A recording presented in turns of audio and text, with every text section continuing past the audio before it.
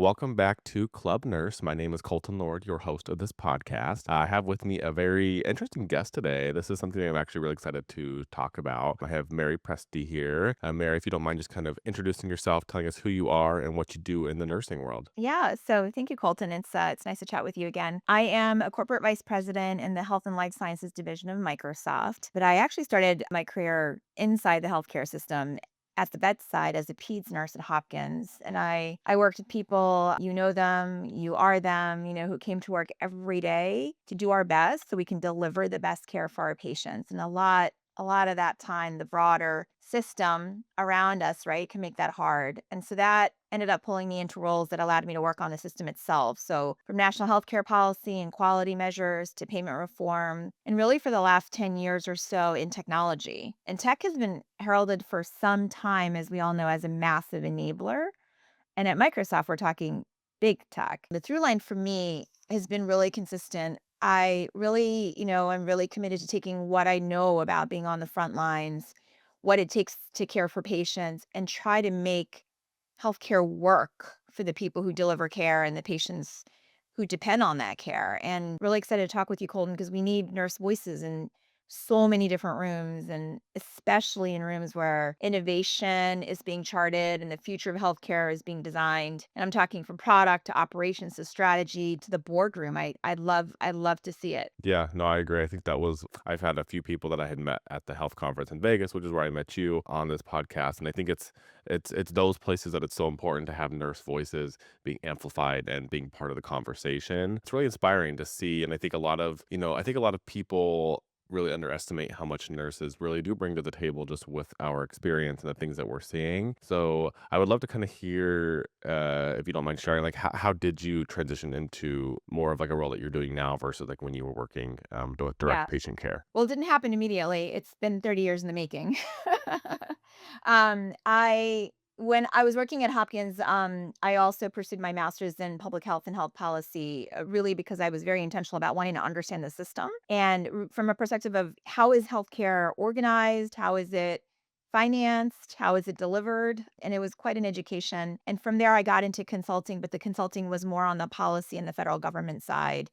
And at that time, it was really around, if you can imagine it, maybe 12% adoption of electronic health records at that time. So we would sit around tables saying, how do we get physicians and health systems to adopt? Because as a sort of a national population health sort of priority, if you don't have sort of the data, to take you all the way back, remember those manila folders that Mm. were behind every receptionist, information was trapped in, physical locations. And so from a US government perspective, in terms of managing the population of Americans, it was incredibly difficult to have any kind of view on how we're all doing. And so there was this huge push to invest in technology, and we had the meaningful use program, et cetera. So that was a huge education for me in terms of how these things happen. And I just continue to pursue different kinds of roles that help me sort of take a piece of healthcare and sort of work on it. So I did spend some time at Pfizer and big pharma, at Athena Health, which is a pioneer in cloud electronic health record.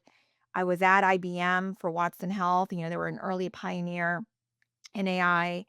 And now I'm at Microsoft, and Microsoft acquired Nuance, and Nuance, many people know it for Dragon and for PowerScribe. So it's just been, I guess the way that I would talk about my journey is I'm sort of a junkie for how to solve problems in healthcare. And it really comes back to those days at the bedside where there are so many different things that are happening that are being shifted and evolved over time, of course. But all those things at the end of the day, the unit economics of how healthcare is delivered, it ultimately at some point lands on a nurse and how a nurse is handling a patient to grapple through. So if it's good stuff, it's great. If there continue to be gaps and challenges, it's really hard. And so again, that's really what fuels me. Well, yeah, thank you for sharing. And that kind of going back to you mentioned working for Microsoft. I spent a little bit of time at the Microsoft booth at the health conference, and I was really fascinated. And I was excited to be able to just kind of test out, see how this is working.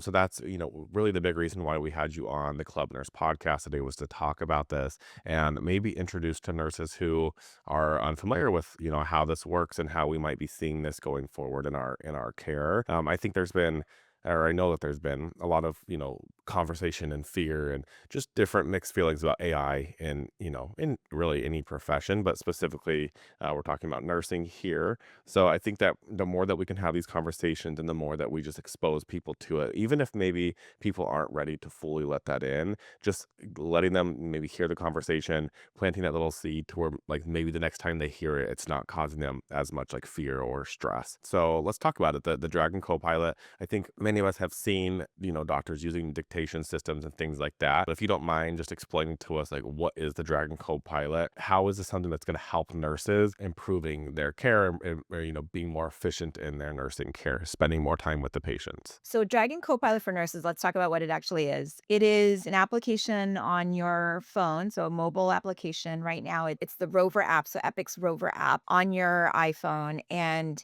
you walk in and it's ambient, which means it's voice based. So, you come in and you speak out loud your observations, and the technology will sort of show you back what you had just observed and what you want documented. And then if you agree with it, and you can edit it, you can hit send, and then it populates all the different fields in multiple different flow sheets, right? So as nurses, we know we're checking, we're clicking, we're charting. Such a big part of a shift, especially on the inpatient side. And so what this is actually allowing nurses to do is really focusing on the patient, and kind of the documentation now is kind of happening in the background. It is different because, as we all know, nurses are the silent surveillance system, as I like to think about it. You come in and you clock, is the patient's breathing a little bit labored? You kind of quickly look at the O2 stat. Maybe as you walk over to say hi, you could do a little cap refill. You're just doing all of these little things just in your mind. And so this is actually requiring you to narrate what you're seeing. But the benefit is that you don't then walk out and then have to then go into all those different flow sheets and document. I think that when you think about physicians, like you said, Colton, they've had dictation for many years. And so they're used to, you've seen the physicians at the bedside, I mean, at the nurse's station with the mic, and is just, sort of dictating. Dictation is very explicit. You have to speak a certain way for the technology to capture. Ambient is, you have a lot more grace in terms of being much more conversational. So it is a really, really exciting. We're getting really, really great feedback from those that are using it. Pretty significant time savings back to the nurse. But it is a change for how nurses are used to working, right? Like I said, I do think that when I say surveillance system, that is, the nurse is the one role in the healthcare delivery system where you are in charge of a patient for 8-12 hours. And so you're surveilling because you're making all of these different observations, but in a matter of that shift, you're looking for trends. You're looking at patterns, right? Every observation is an addition to, is this patient decompensating? Is this patient actually trending up? Is there something new that's happening that it needs a little bit more attention? That's constantly going on during a shift. And so I think it's really important when you are starting to actually say it out loud. You now have technology that's actually capturing all of that and not waiting for you to see it, then go see five other patients, then go back and sort of batch document. And let's face it, like, that's a pretty significant cognitive load as well. So I think the cognitive burden, or sort of the cognitive burden alleviation, nurses also have, I feel a real emotional burden that happens because you feel like you're behind and you're not getting to those things. There's a physical burden of being on your feet constantly for those 12 hours. So I think this is really a step change in a technology that is purpose built for really having looked at how a nurse works, and how do we actually give nurse time back, alleviate that burden, and actually enable technology to really go into the background. So how does this again I was able to use this at health and kind of see an example, but so how is this working? And because the kind of what comes to my mind is maybe a barrier, or I'm not sure, is if you're, I'm come from the ER mostly. I just, I think about like the noise, and especially in like a, an emergent situation, it's just like there's a lot of people and there are a lot of voices, a lot of things being said. So is that something that's used in that scenario, or is this more of a, like a when you're in just like an inpatient setting where you're going in and it's kind of like a more one-on-one with the nurse and the patient. Yeah, how does that work if it's picking up a bunch of conversation? Yeah, so the technology is actually wonderful. So the Dragon Copilot that we have for physicians, we do have that in the emergency department. So it is working really well, even when there is that other noise behind you. The nursing copilot, we're starting out with bedside med-surg nurses. So it tends to be maybe there's another patient in the room, but that's not a concern in terms of how the technology works. So you kind of touched on this about how a lot of this was initially built for physicians, and so I guess yeah, how are you seeing that shift to help nurses at this point? Yeah. I know you kind of touched on that. So the Dragon Copilot for nurses was not built for physicians. Dragon is a Hmm. brand that is known for physicians. Okay. For too long, we have taken what we built for physicians and said, here, nurses can also use it. And not only is that not respecting the fact that a nurse works very differently than a physician, but it's also suggesting that nurses should just make do with whatever's been created for really a completely different profession. So, as you know, physicians document soap notes, it's narrative, you're having a conversation. Nurses document very differently, right? A lot of it is in flow sheets. So, out the gate, we set out to create a product for nurses. It's just that we had significant experience because we did chart this course for physicians as well as radiologists, frankly. But this is a product that we built for nurses and we built it with nurses. So we spent a lot of time talking to nurse leaders, nurse managers, staff nurses. We call it private preview at Microsoft, but we piloted the initial product with 10 health systems. So we're in the units and we're really looking to the nurses and the nurse managers to tell us, we built the product, but like, how do we actually now bring it into the unit, into their actual physical daily workflow, and let's learn together. And we've had really wonderful learnings on that. So kind of take us through kind of exactly how this works, kind of like top to bottom. So you walk in, are you hitting record, and just kind of talk to us about how how it's working as far as the, because I remember seeing the conversation kind of being translated, I guess, and then how does that go into the flow sheets, and then you're kind of just going through, yes, this is right, and then signing at the end, and you can kind of Yeah. edit through if you need to. Yeah. So some of our health systems, they call it narrate with care. Or some people, call it caring out loud. But if I were to sort of model it, I'm about to go into a room. Maybe I think that I'm going to do an assessment, do vitals, or maybe I need to do a number of different things, a full assessment. I go in and I explain that I'd like to use the technology, get consent from the patient. The patient says, sure. I hit record.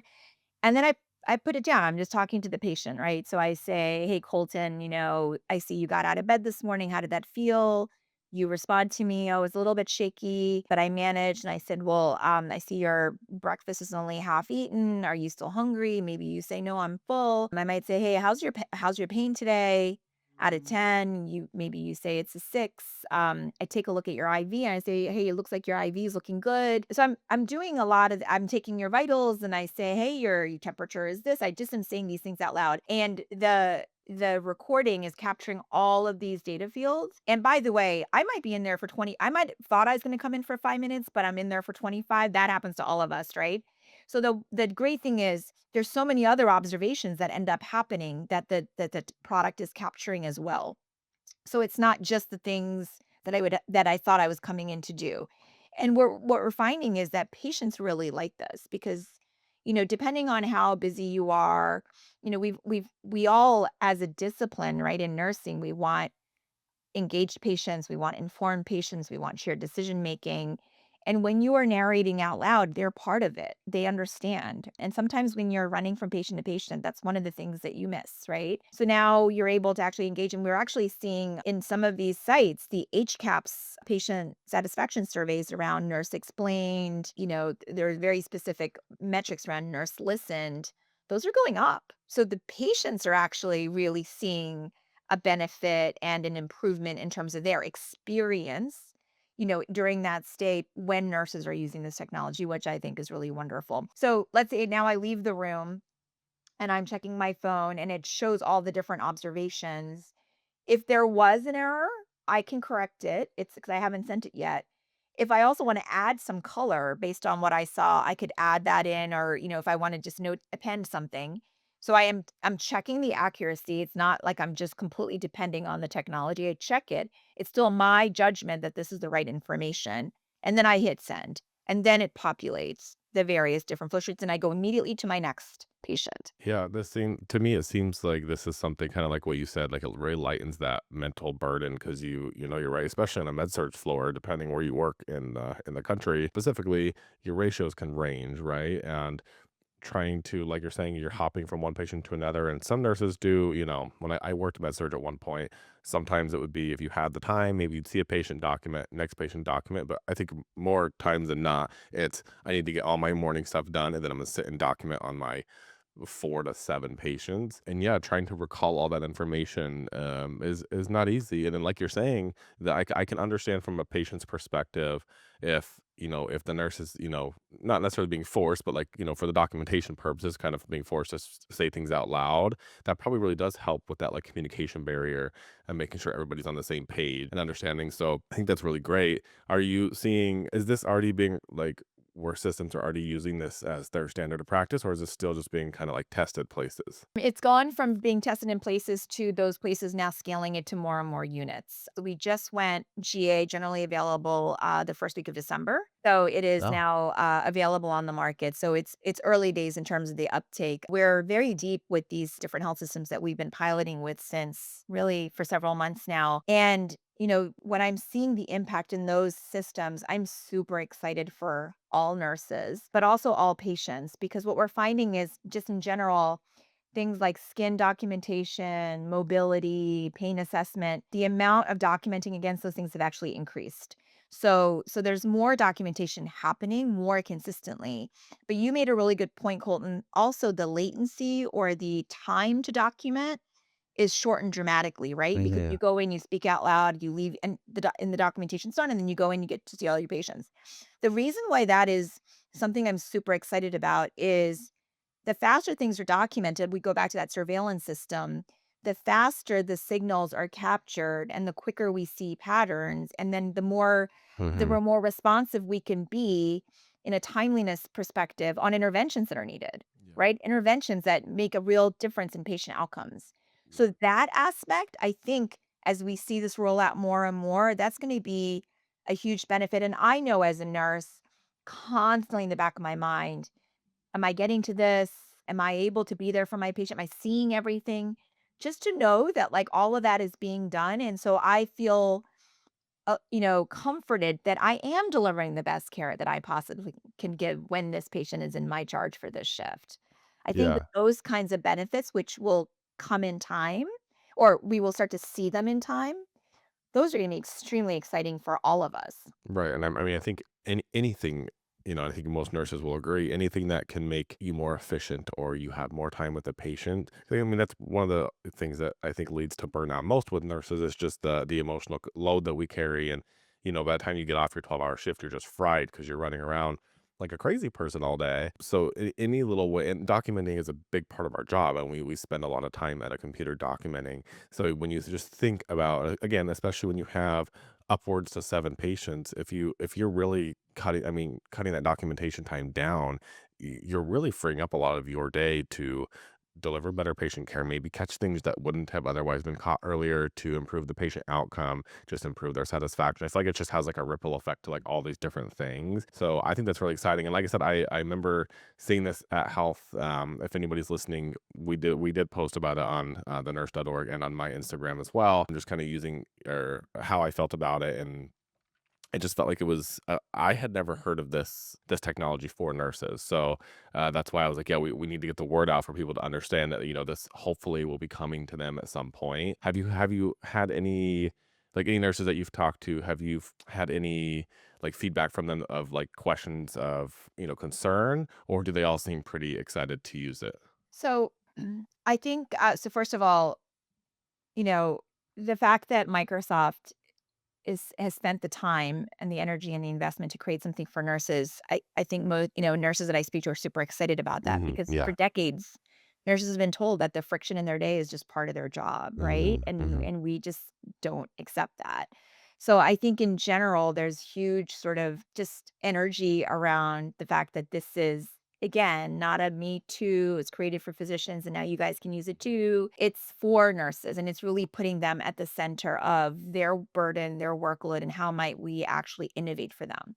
So there's a lot of excitement. Now, in general, anytime that you introduce new technology, and by the way, this isn't just nurses, this is for all of us in every part of our life. Mhm. It takes a minute, right? Sure, And so I sure. think it's going to be important for nurses, and this is where the different partners and sort of how we implement and how we design for adoption is going to be really key. Because if you think about what we just said about these high stakes observations and pattern detection and how that is so important, you also have to like undo years and years, really decades of training just across Yeah. the paradigm of nursing that you kind of just do that silently. But I think, I mean, look, I think the average age of a nurse on the floor these days is in the mid 40s.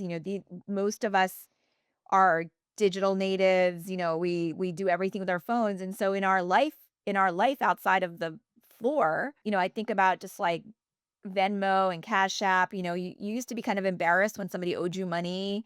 Now you just like send it. It's Yeah. just, we also like it's transparent. So everybody knows who's paying everybody for what. It just Yeah. it just changed how we even split the bill. True. That all of those things are workflows and they've Mhm. all changed and we've all learned how to adapt to that, right? And one of the things, of course, being Microsoft, I'll just share for the nurses that are listening that, maybe still remember what it was like to write papers in school or in grad school.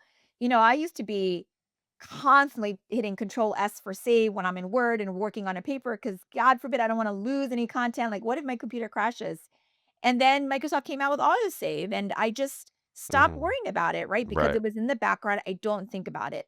And so if you think about a nurse coming in and constantly juggling like the observations with the documentation that needs to happen, Mhm. right? I'm in front of my patient, I'm seeing all these things, but I also have to go document. Yeah. I Yeah. see this a lot like that Microsoft Word autosave where it's like, okay, Yeah. I can I know that it's gonna get documented, and so I think it's gonna be nurses have to really understand the benefit to them Mhm. because with AI, right, you have to use it consistently. It gets better the more you use it. Sure. Yeah. So you need to stick with it to really make sure that you get that benefit. And then of course the burden's on us to make that experience delightful, to make it easy to use, to make sure that it's accurate. All of those things are on Sure. us. And it'll be a partnership. But look, nurses are the most resourceful, Yeah. adaptive Right. people I know. So I'm actually not concerned. It's just getting through that journey with them. Yeah, yeah. I like the analogy of the autosave because that makes total sense to me. You can kind of just like let that go in the back of your head and then focus on something else. And I think what I've gathered with just AI in general is you know I mean, I don't know, when the internet came out, I couldn't even, I was young. I had no idea what was going on. But I imagine that people had the same fear of like how this is going to change everything, or nurses who went through, charting on paper to electronic documentation. Like that's a huge shift in the way you do your job and the way care is delivered. So this is just another step in that. And, naturally it's going to come with fear. It's going to come with like big questions. And I think the big questions are good for people to ask, let's be part of the conversation. And, if you're a nurse listening and you are afraid of AI or you're afraid of how is this going to change my care? Get involved in the conversations, ask the questions, inform yourself. I think the more that we're exposed to these things, again, it's like I was saying earlier in the conversation, the more you just hear these things, even I can just speak for myself, the more I've had these conversations, it's like I don't even have any fear about it at all at this point. It's like Yeah. this is just where we're going. So we got to embrace kind of that trajectory that we're on. And I think this specifically, there's so many different technologies and AI coming in for myriad of reasons. But I think this one specifically is something that's really, really, really going to help nurses. And I really believe that. I did have a question so if if a nurse didn't want to do the conversation piece or whatever, is there an option for nurses, after they leave the room to be able to like do a kind of like a, I don't know, like a narrative on the phone that would then go to the flow sheet, or does it have to be like the conversation piece? No, that's a great question. So we call it conversational as well as monologue. So if maybe it's something really sensitive, right? And you Mhm. don't it's maybe there's some sort of social situation going on, whatever it is. So you can absolutely step out of the room or find another quiet place and just say, Colton was ambulating today without pain. The pain's like you can do both. Gotcha. Yes, I just was talking about benefit of doing it in the room because there is a patient benefit that we're observing. Yeah, yeah. And it's really interesting because a lot of nurse leaders really, really are very excited and committed to encouraging nurses to speak out loud in the room because they Mhm. want that patient engagement. They see the benefit of that and they understand that it's a little bit awkward in the beginning. Also, sometimes when you speak out loud, they have more questions and you have to answer the questions, Yeah. right? So I'm hoping it all nets out because the time savings you get from not having to spend as much time documenting you gain in terms of actually being able to spend time with the patient and answering those questions. There's another element to the product too, Colton, that we haven't talked about, which is we call it we call it information assist. Because the other part of so when we at Microsoft, when we talk about a co-pilot is around automating and making things that you do today easier and faster, right? And so the documentation is easier and faster. But the other thing is information lookup. So if there are, sort of leading resources that the health system uses for their nurses, Lippincott, whatever it is, that can be available through the Dragon Copilot for nurses. And then what's going to be coming very soon, which I'm extremely excited about, is health system specific sort of policies. So, and I say this because not just for nurses who are on float pool or travel nurses, but even just like you've been on the same floor for 3 years, but just haven't given this, like, you know, maybe you haven't given a blood transfusion in a while, or it's been a little bit since you've Mhm. done a central line placement. Just being able to like pull up the policy and, oh, okay, it's every 10-minute vitals for this many times or whatever it is. Mhm. Like just having that at your fingertips is also, again, reducing that burden, reducing the time, improving safety, Mhm. improving quality. But it's all just bringing as much insight and intelligence to the nurse where they are, right? Because nurses are not, and we're not sitting at the nurse's station all day long. So to be able Right. to be hands free and eyes free and quickly look up something because they're on their feet constantly, but the Mhm. information is with them on their phone, right? It's right Yeah. there. Yeah. I think that that's going to be It's exciting. a Yeah. next order of magnitude of like being a game changer. All right, yeah, is there anything else that we did not cover that you think is really important for nurses to know about this? Any other exciting technologies or things that you wanted to kinda talk about, the Dragon Copilot or anything that you're up to with Microsoft? Yeah, I mean, so look, we just launched in December and it is, with all of these things, it's the initial product. It's only going to deepen and have more and more feature functionality. So, a lot of health system rooms are now wired and so, we have a lot of things underway around how to make it even more hands-free. How is it that you come in and you're actually connecting with all of these different kinds of technologies? There's virtual nursing platforms, et cetera. So, how do we just continue to become part of the technology ecosystem so it's so intuitive and it's not something that the nurse has to, really think about or do? And so I think health systems are making wonderful investments in the technologies in the rooms themselves and in virtual nursing platforms. And we definitely have plans to integrate and so to make that really, really seamless for the nurse. I think one thing that I just want to touch on is something that you were sort of hitting on throughout, which is the nurses should know about this. They should know what they're going to get from being facile users of it. They should be educated about AI. And this is a wonderful forum, Colton, because you're asking great questions so that this is, on the path to them becoming more knowledgeable about AI. To not be afraid of AI, Mm. because really the AI is here to support and augment their work. And I see a lot of headlines and clickbait about, AI is going to come for your job. There is so much that a nurse does that has to do with that high stakes surveillance, right? That pattern detection, physical touch, physical assessment. Mhm. So when we think about this AI, it's taking the sort of lower, like, I don't want to say value, but like the things that either can just be spoken and done for you so that you can actually do the high value work, which is really focusing on the patient, really having the time and the cognitive load to do that assessment, picking up on like the little nuances. Again, all of this is around that surveillance that happens 8, 12-hour shift in a day. And so, really understanding how AI is going to help you be a better nurse Mhm. as opposed to AI is going to come and take my job Right, because right. we're looking at a pretty significant nursing shortage and Mhm. in general a healthcare shortage. So we need help, so AI can help. So they can help. And also a lot of health systems I talk to, they want to reduce the burden. They want to retain their nurses. Mhm. They want to recruit nurses, right? And so I think that, the more that there's trust in the technology, trust in the systems that are choosing the technology, I would love to help nurses along that path because physicians come in and demand it.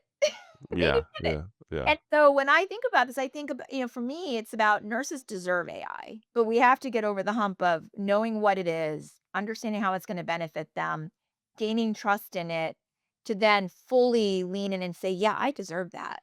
Yeah, I yeah. deserve that in my shift.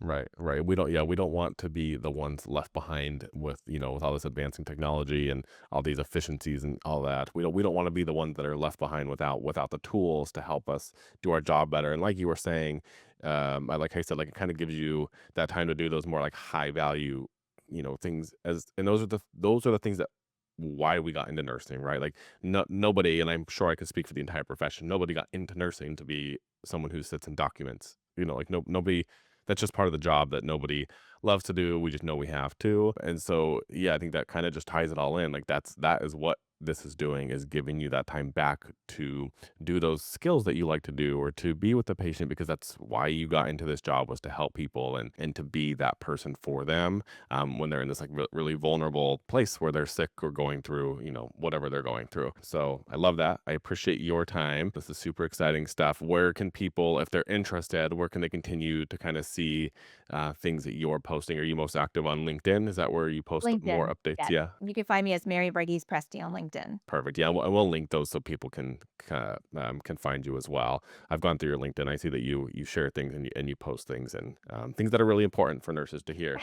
So thank you so much. Really, I think this is going to help a lot of people. And again, at the very least, I think that it will help maybe nurses just take a deep breath and be like, okay, maybe Yeah. this is something in AI that I can look forward to and maybe see in my job or my healthcare system one day. So Yeah, take a deep breath, use the yes, restroom in a 12-hour shift, being able to, like, get leave some and not be water. staying extra 45 minutes because you didn't get to your documentation, I mean, Yeah, right, right, not having to stay after work to chart because you didn't get to it through your great, whole shift, because yeah, you put the patient first and you were doing all of that, and then now you're using your personal time to that complete the work you have to do yeah, before you can leave, so, I mean, all of the above. I'm so excited to start seeing this, like, break down the things that are keeping them from the lives they live.